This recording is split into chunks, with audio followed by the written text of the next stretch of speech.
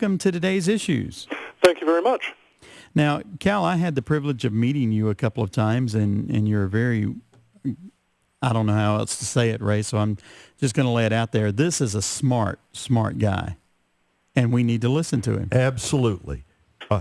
He is an interdisciplinary scholar specializing on the application of biblical worldview, theology, and ethics to economics, environmental stewardship, political philosophy, public policy, and apologetics. And he's the founder and national spokesman of the Cornwall Alliance for the Stewardship of Creation. That's a real big mouthful. Cal, just tell us what you do in layman's terms, and what is the burden of your heart? Oh, boy, the burden of my heart. First and foremost, of course, the gospel of Jesus Christ, bringing people who are at enmity with God to be reconciled with him through the blood of Jesus Christ, presenting that gospel to them in a way that is winsome, both in terms of our being gracious as we speak to them and in terms of our being persuasive. And I guess that ties to the other thing, a matter that really is very much on my heart in these last few days, and that is the need to do what Paul tells us in 2 Corinthians 10 to do, which is to take every thought captive to Jesus Christ. I just last week was at the annual meeting of the Evangelical Theological Society. Over 2,000 evangelical theologians, Bible scholars, philosophers, and so on gathered together for 3 days in which people presented papers and the like. And I was one of the invited plenary speakers speaking to the entire group. And the theme of the conference was care for creation. And two other plenary speakers essentially had the attitude on environmental issues, look, we theologians have to just simply trust the scientists. And the scientists tell us that human action is causing dangerous, indeed catastrophic global warming, and therefore we need to do this, that, and another thing. And we have no business questioning that because we're only theologians, we're not scientists. I just think that that's wrong. We certainly have a lot to learn from science, but we ought to be learning to think it through for ourselves rather than just simply trusting somebody else. And so that's what we've tried to do with the Cornwall Alliance for the Stewardship of Creation. We're a network of evangelical theologians and scientists and economists who work on a variety of different environmental issues, but particularly because the global warming thing is such a big scare nowadays, we pay a lot of attention to that. And I tried to point out in my paper and then in a panel discussion that we really need to take the responsibility to learn these things carefully ourselves and do what Paul tells us elsewhere in 1 Thessalonians 5:21. Test all things, hold fast what is good. Actually, I think that I was able to encourage a lot of people. The response at Evangelical Theological Society was very, very good to what I had to say. But sad to say, there are plenty of folks, even evangelical Bible scholars and theologians, who just kind of, on issues like this, yield up their minds to the world. And that's not what we need to be doing. Cal, one of the things, as you were talking there, and I've had the opportunity to hear you on Brian's shows several times, Brian Fisher, Focal Point, heard from 1 to 3 Central on AFR Talk Daily. One of the things that I've heard you talk with him about before is for those that do not believe in what is now being called climate change, yes. For those that don't accept that, for those that have a different view, be it scientific or biblical, that's really considered a kind of a quack science, isn't it? Yeah, in fact, one of the other speakers, a New Testament professor whose work in New Testament exegesis and interpretation is really outstanding. I've admired much of his work for many, many years. But he essentially compared me to a country bumpkin pastor who doesn't know how to read the Greek text, let alone know the meaning of any Greek words.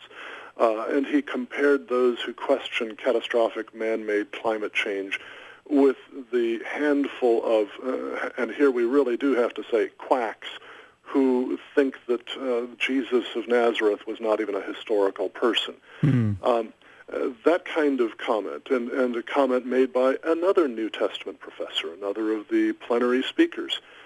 This one, well, I'm not going to name either one of them, frankly, because they're both fine New Testament scholars, and they simply were speaking out of their area of expertise. But this one said that I was playing games and using pseudoscience. What happened, of course, was that when I replied, I was able to quote many, many excellent scientists and to show that I actually understand the stuff. And it quickly became apparent that neither of them knew any of the science. But that kind of thing happens, and it's a sad thing. The people of God have got to show each other respect, mutual graciousness, and we have to take the responsibility to learn what the arguments pro and con are, and that's what we do at the Cornwall Alliance, and it's what I've been doing for 25 years in this field. You know, Cal, listening to your discussion, explanation of what happened last week at the ETFs, I could imagine some listener saying, "This is all." It's this sort of inside baseball kind of intramural professional debate. Why does the whole question of global warming, why does it matter, or why should Christians in the pew even care about this debate? Well, there are a lot of different reasons why. One reason is simply that the whole belief that the human addition of a tiny, tiny percentage of carbon dioxide to the atmosphere, actually raising it from 27 thousandths of 1% of the atmosphere to 54 thousandths of 1%, okay? The whole idea that is going to cause catastrophic consequences for the climate, putting human civilization at risk, risking the extinction of millions of animal and plant species around the world. That idea really rests on the notion that the earth is an extremely fragile place, and that doesn't fit well with the biblical teaching that the earth is the result of the omniscient design, the omnipotent creation, and the faithful sustaining of the God of the Bible, the triune God. So it really is an insult to God, but in addition, the kinds of policies that people want to use to fight global warming are policies that would cost trillions of dollars, that would delay for generations the rise out of poverty of the roughly 2 billion people in the world right now who live in pretty desperate poverty and who therefore suffer very high rates of disease and premature death. Every $100 billion spent to fight global warming is $100 billion you can't spend to provide purified drinking water, sewage sanitation, nutrition supplements, basic medical care, basic education, and so on in developing countries. And those matters are so much more important to human health and long life than climate, that what we're doing is we're exchanging potentially tremendously helpful activities for activities that really don't help human beings much at all, if at all. That's part of it as well. And then a third thing is that many of these policies would require governments to become far more invasive in our lives. They would require giving over more and more of our decisions to government bureaucrats on a global scale, not just national, certainly not just local, but globally, to bureaucrats who, frankly, are not accountable.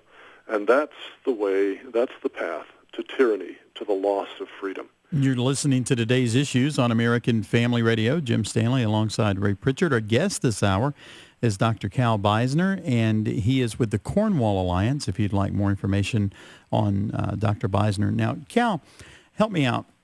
As Ray mentioned earlier, a lot of times some of the conversation and some of the quote-unquote buzzwords of the day, we've gone from global warming to climate change. Mm-hmm. You are not, and I want to be clear about this, you're not saying that we don't need to do as much as we can to take care of the environment. But Oh, no. as I understand it, and this is one of the reasons I wanted to ask you this, I want to get down to where Jim Stanley lives. I want to get down to the basic elementary question, because a lot of this, as you mentioned, talked about a 27,000th minuscule part Of a percent. of a percent. And so let's just break it down.